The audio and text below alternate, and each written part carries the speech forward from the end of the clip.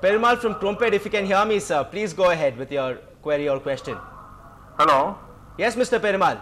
Yes, last year I read in the newspaper that the quotas are given to ministers and VIPs. So meritorious candidates are standing outside, but these seats are filled with their quotas. So it is also it is not good. So basically the point, although we couldn't hear him very clearly there because he has his television volume up, I think the point he's trying to make is these VVIP quotas, the VC's quota, the minister's quota, etc., which are there, they are actually holding meritorious students back. What do you think about that? You're also an ex-VC there. No, to the best of my knowledge, I know that this issue has been taken to the court of law and the court has given a judgment saying that no quota of any sort. So they have already issued, the court has already given a ruling.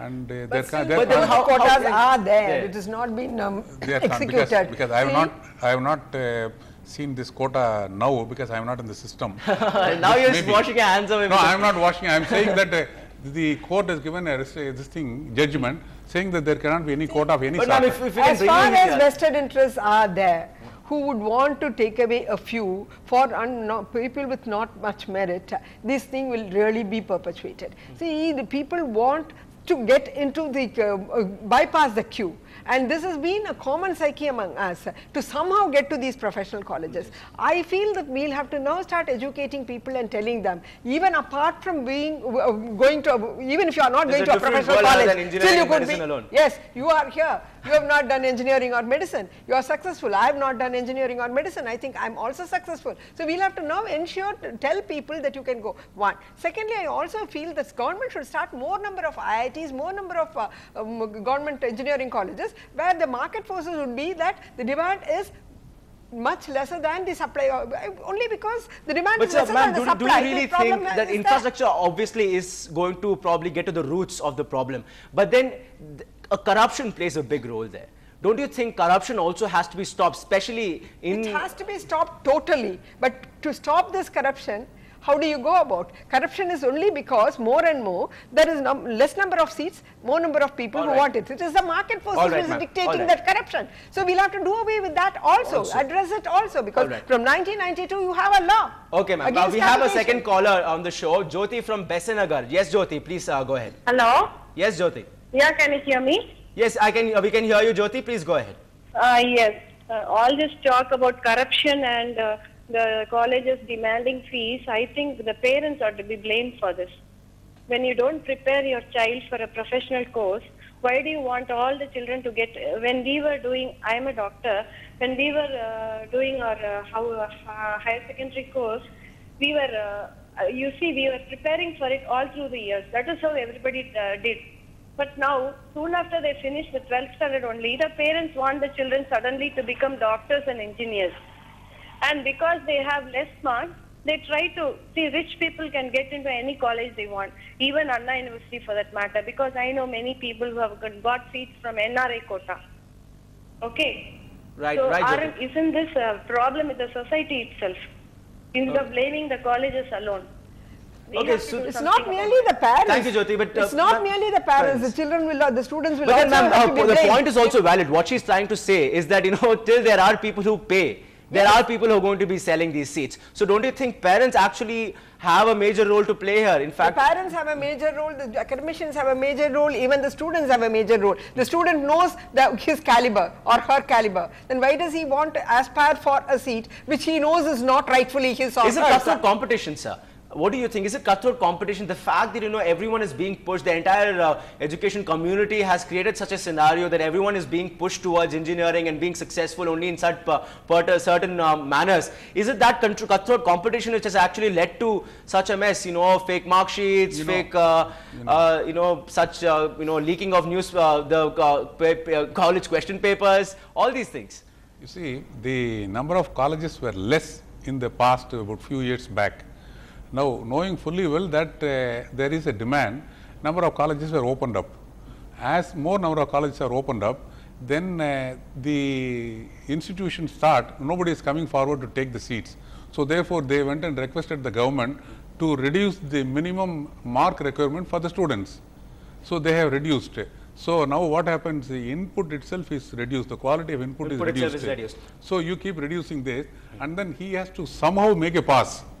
All right. When he attempts to make a pass, then he will find out the method, all loopholes to make a pass. All right, we have our other caller now, Suresh from Ambattur. Suresh, please go ahead.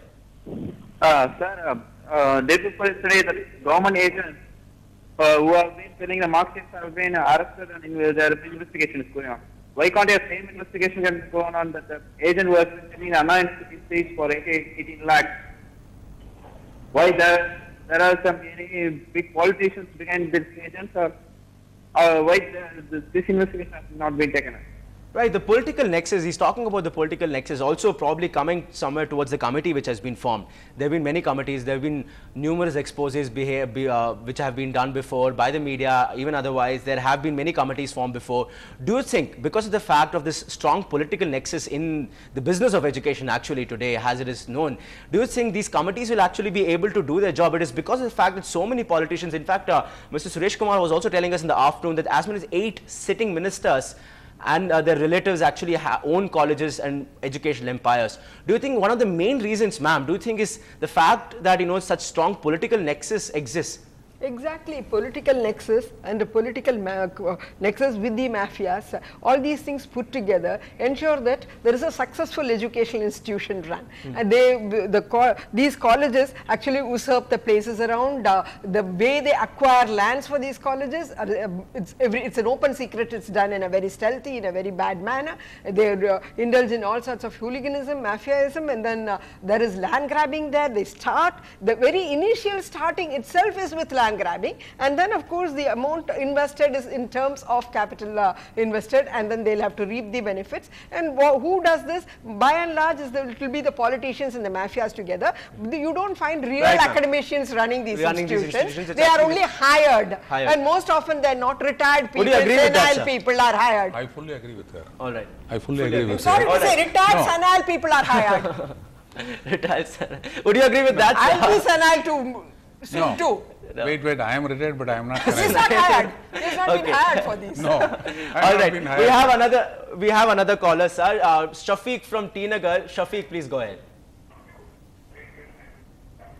Shafiq, if you can hear us, you are on air. Please go ahead. Yeah. Hello. Yes, Shafiq, please go ahead. Sir, இதுக்கு காரணம் வந்து முழு காரணம் வந்து parents தான் sir. Hello. Yes sir, சொல்லுங்க sir. Sir நான் பேசுறது கேக்குதுங்களா? கேக்குது சார், நீங்க சொல்லுங்க. சொல்லட்டுங்களா? சொல்லுங்க சார். சார் இது மெயின் காரணம் வந்து பேரண்ட்ஸ் வந்து குறிப்பிட்ட காலேஜ் தான் வேணுங்கிறது தான் சார் ஒரு காரணம். All right sir. So basically the point which also a couple of other people made is that probably parents are to blame. But moving on to another issues, coming back to this the issues which I have been discussing, the students are admitted, and when they are admitted, then we send their mark list to the Director of Technical Education. From there it is being forwarded to the Director of School Education for verification whether they are true or not. For the past maybe 10 years, this has been sent to the Director of School Education. Every year we pay money for every student for verification, and so far no reply has come from the Director of School Education. So the government department has been sleeping on it, and therefore the touts are freely wandering around and then making the fake mark sheets. All right. And my point is, yesterday I saw on the television that one fellow who has been involved in the activity, he says that for the past 10 years he has been doing it. I only suggest the authorities that they should go back for the last 10 years and verify every case and make sure that even if he has passed out from engineering or medicine, pull him out of this. The person you're talking about is in trouble if the authorities go by what he has to say. Anyway, we have one more caller, Lalita from Tambaram. Lalita, yes, please go ahead. You're on air. Hello. Yes, Lalita, please go ahead. Sir. சொல்லுங்க Lalita ma'am, சொல்லுங்க. Sir எங்க பையன் 190 cut off எடுத்துட்டான் sir. சொல்லுங்க. Hello. சொல்லுங்க. 190 cut off எடுத்துட்டான் சொல்லுங்க. ஆமா, கட் ஆஃப் எடுத்துட்டான். 3 சப்ஜெக்ட்லயும் நல்ல மார்க் வாங்கி இருக்கான் சார் அவன். சரி. ஆனா அவனை வந்து கவுன்சிலிங்க்கு வந்து 6வது நாள் தான் கூப்பிட்டாங்க. 6வது நாள் கூப்பிட்டுட்டு சீட் காலேஜ் நல்ல காலேஜ் கிடைக்கல, அவன் கேட்ட கோர்ஸும் கிடைக்கல. இப்ப இந்த போலி சான்றிதழ் கொடுத்திருக்காங்கல்ல சார் எல்லாரும், இந்த மாதிரி சீட்டும் வித்துருக்காங்க. அப்படி இருக்கும்போது இவங்க எல்லாம் இது பண்ண அவன் 1/4 மார்க் வித்தியாசத்துல 400வது ரேங்க் பின்னாடி வந்துட்டான். அப்ப அவங்க எல்லாம் அந்த போலி சான்றிதழ் கொடுத்தவங்க எல்லாம் 3 மார்க் 4 இப்படி வந்து அவங்க எல்லாம் நிறைய மார்க் வச்சு வந்து முன்னாடி போயிட்டாங்க. அப்ப எங்க பையனுக்கு இனிமேல் ரீகவுன்சிலிங் வைப்பாங்களா? நாங்க இது வந்து எப்படி வந்து இது பண்றது? Very valid question. Thank you, Lalita, for joining us. What she has asked is a valid question. The real victims, actually, more than the law, more than the legalities, the real victim are hardworking students who work throughout the year trying to get that seat in the hard-working manner, thanks to all the pressure from the society. Are these students who get 190 cutoff, 195 cutoff, but they still don't have the seats of their choice? Also, a couple of other callers whom we had earlier also have told us that entrance examination should be done away with, should be brought back, which has been done away with now, should be brought back, and this will probably solve the solution. What do you have to say about this? No, this I have been saying from the day they wanted to scrap entrance examination, that entrance examination is one thing which has been doing foolproof job of evaluating the students and giving this. And we have not been solely depending on the entrance examination like IITs. And we were giving only a percentage of this total marks for the entrance, plus some percentage for the +2 marks. So with the result, the students resorting to this kind of malpractices were less. Now, the way in which things are going on, I think we have to scrap the +2 mark and then go in for entrance only. What do you think about them? I think entrance examinations could be an interesting thing. It could lead to people with more merit getting into it in a better manner. It could be a little more logical.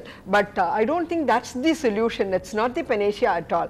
What we really have to address is the issue of corruption, and the issue of also, I feel, we should ask every student and the parent to submit, file an affidavit to the effect that the marks that are submitted are true, and make perjury a very serious offence. Then I suppose we could really catch them up very easily. Parents have to start taking this very seriously.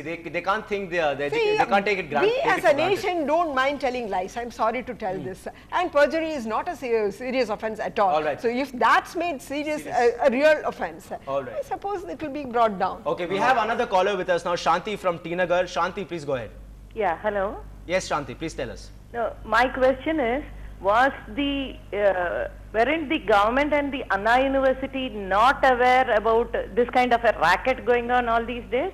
Did they need a television channel to bring this out for them to know that this kind of a thing is happening? It's been an open secret all along. Everybody knew about it. And now what is so great that now suddenly there is the political establishment says it's going to take action and all. When they were aware all these days, why give a discretionary quota in the first place for the VC, the politicians, the political bosses and whomsoever? You're brushing away the meritorious seats aside, meritorious students aside, just to give a discretionary quota to your political bosses and the vice chancellors, so on and on and on. Why can't they do away with it? And now, will Anna University come out with a clear facts, statistics telling us how many seats had been filled through counseling and how many had gone through the discretionary quota for students with how many marks? Do they have the guts to do it? Will the political bosses allow them to do it? Right, Shanti. Right, thanks a lot for calling, Shanti sir. I think you should be able to answer that. Yeah, right. Really a hard question put there. Will the Anna University can actually come out with proof saying these are the number of seats which we have actually given through counseling, and these are the seats which were given for these discretionary quotas, as like the visual put it? Do you think Anna University is capable of doing that? No, if we ask them, they have to give. They cannot say no to it. But to whom? Will they be able to make that public? No, to the university, if you ask them, they will give. There is no question of hanky-panky in this. Because these are all rightfully they are doing it, and therefore they have to publicly come out and say this. I don't think they will refuse for it. But then what about the larger question? My question with regard to madam about the entrance examination, and she says this is not the only solution. I said as far as the fake mark sheets are concerned, the entrance examination is a solution, I said. Alright, but sir, the viewer also raised a very valid question now. You don't need a television channel to wake up the vice chancellor there at Anna University or any academician here. They all know it's happening. That's what everyone has been telling us, at least not only on the record but also off the record, or not only on camera but also off camera. It is somewhat accepted, like she said, that that these things do happen. Why is it that only when the media jumps up, that I'm sure even when probably you were the vice chancellor, such things could have happened? Do you completely deny the possibility of such things happening? You know what, when we were there, the quota was there, and then later on the court struck down the quota and said that you cannot have quota. But still it's there. So it's all of us know it is there, and it is being enjoyed by a few and also sold by the few. To my knowledge, National Law School of India, University, Bangalore, to my knowledge, has no such quota, and I even know one of the Vice Chancellor's daughter did not get into it because she could not get through on merit. Yeah. So there are institutions in the country which are also on only merit and not on quotas at all. And definitely none of the engineering colleges here are like that. Yes, I don't say that there should not be any reservation. Reservation is different from this quota. This management quota or this discretionary quota for people who do not have any merit, I think is backdoor entry, which encourages corruption. Okay, we have one more caller with us, Mallika from Saligramam. Mallika, please go ahead. Mallika, if you can hear us. All right, we seem to have lost that caller. Yes, sir. No. The government, I believe they have appointed a committee to go through this. The problem lies here that the agents are not only in Tamil Nadu, the border states like Andhra Pradesh, Karnataka, Kerala, they are all having touts, they are all having agents. And there are agents even far away in Madhya Pradesh, in fact, we saw a case, although not in Anna University, but the private couple of deemed universities, we saw a case where actually a student was murdered in this tussle of actually students turning into brokers, trying to bring in students from their state. No, this is what I am saying. The committee which the government is forming, they can go through only with regard to the university here. With regard to deemed university, the committee cannot go through. All right, we have one more caller, sir. The committee cannot go through for other states. Okay. These are all limitations for the committee. Now, this is Pan-India. No, this is a central subject as far as technical education is concerned. AICT has the power and the state has a very limited power on this. Okay, we have one more caller, Mahesh Babu from Saligramam. Mahesh Babu, please tell us. Sir, எனக்கு வந்து வாசம் சரலா இருக்காங்க, அதனால கொஞ்சம் கேள்வி கேட்கணும். ஒன்னு வந்து AICT வந்து இந்தியாவோட பாப்புலேஷன் வச்சு இத்தனை இன்ஜினியரிங் காலேஜ் வேணும் இருக்கணும் அப்படின்னு சொல்றாங்க. பட் அது பரிதாபக்குரிய விஷயம் என்னன்னா எல்லா சதர்ன் ஸ்டேட்ஸ்லயே வந்து உட்காந்துருச்சு. சதர்ன் ஸ்டேட்லயே வந்து உட்கார்ந்ததுக்கு அப்புறமும் வந்து பாத்தீங்கன்னா வந்து அட்மிஷன் வந்து அந்தந்த ஸ்டேட்டுக்கு மட்டும்தான் இருக்கு, ஆல் இண்டியா பேசிஸ்ல ஓபன் பண்ணல. ரெண்டாவது வந்து பாத்தீங்கன்னா மேனேஜ்மெண்ட் கோட்டா வந்து ஏன் டிரான்ஸ்பரண்டா இல்ல? அட்மிஷன் இப்ப அண்ணா யூனிவர்சிட்டி கவுன்சிலிங் நடத்துற மாதிரி மேனேஜ்மெண்ட் கோட்டாவும் ஒரு சென்ட்ரலைஸ்டா வச்சு லெட் தம் அட்மிட், அது ஏன் வந்து டிரான்ஸ்பரண்டா வைக்கல? இது வந்து டிரான்ஸ்பரண்டா வைக்காத சிஸ்டமே தப்பா இருக்கும்போது காசு வாங்குறாங்கன்னு சொல்றதுல யூஸே கிடையாது. ஃபர்ஸ்ட் அது டிரான்ஸ்பரண்டா இருக்கணும். மேனேஜ்மெண்ட் கோட்டா அட்மிஷன்ஸ் டிரான்ஸ்பரண்டா இருக்கணும். டிரான்ஸ்பரண்டா இல்லாத இருக்கிற போது காசு வாங்குறாங்கன்னு சொல்லிட்டு பேரண்ட்ஸ் தப்பு அது தப்புன்னு பேசுறது இல்ல. First system should be formulated. That is my point of view. Right, Mahesh Babu, thanks a lot for joining us. A point well made. He says the lack of transparency is the biggest problem. You've been with Anna University, which is the university in question. Do you think the system is not transparent at all, like he puts it? No, he is not putting the question. As far as the management seats are concerned, the Anna University is not responsible. The government has constituted a committee and that committee is looking after this. No, but then he also raised the question on the larger point of view, from the system's point of view. What he's trying to say is that you can't blame parents, that person, this person, students and all those people, because there is no transparency in the entire system. If there are discretionary quota, etc., people out there actually do not know about this. Not everyone knows about the fact that there are such things. They only think, okay, any seat which we get through counseling is the holy grail.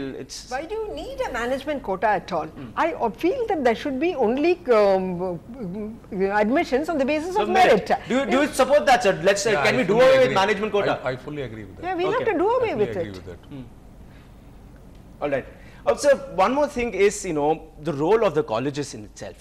Do you think, especially in private colleges, do you think these colleges, private colleges in themselves actually push for this kind of, commercialization of education? How guilty are they, these private colleges? See, the All India Council for Technical Education, considering the population, they allow more number of private partners to get inside. When they get inside, they try to put up the buildings and they try to fill with the equipments, infrastructure. As far as the academic faculty is concerned, they cannot manufacture faculty. This particular question, neither AICTE nor the universities think about it, and therefore with the less academic quality, these institutions are thriving.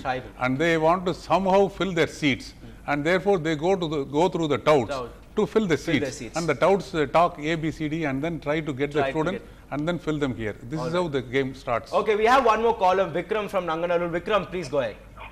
Yeah, my question is that, we have been watching this show and they're talking about the VVIP seats. And why they need to have such a seat? Because the moment I or my dad becomes a VVIP, I have my own airlines, I have my 5 engineering colleges and 5 medical colleges. So by that time, I don't understand why they should have such a quota, because it makes no sense at all. Okay, and on the contrary, the other thing is that such kind of scam comes to light only when one or few parties involved in the scam is not being paid paid what they've been promised for. That's how the whole scam comes to light. Other than that, there isn't any committee or anything that is an ongoing process. It's only a firefighting that's happening, but it's not an ongoing process that's been set up to track or stop such kind of things. Okay, first, thank you but first, a very valid question he's asking. So basically he's saying, why do you need VVIP quota at all? If people who are going to come there for are VVIP, they have the resources, the kind of to go elsewhere, and they have the amount of money and the financial backing to actually study at other colleges. If they are VVIPs, why a quota for them? You don't give special treatment to VVIPs at education institutions. Basically, he's questioning the base of the VVIP quota itself. Just a little while earlier itself, we agreed that there should be no such management quota or VIP quotas at all. Giving these quotas are giving room for such corruption. What I really personally feel is people will have to become really honest. Ask them to file affidavits and then make perjury a serious offence.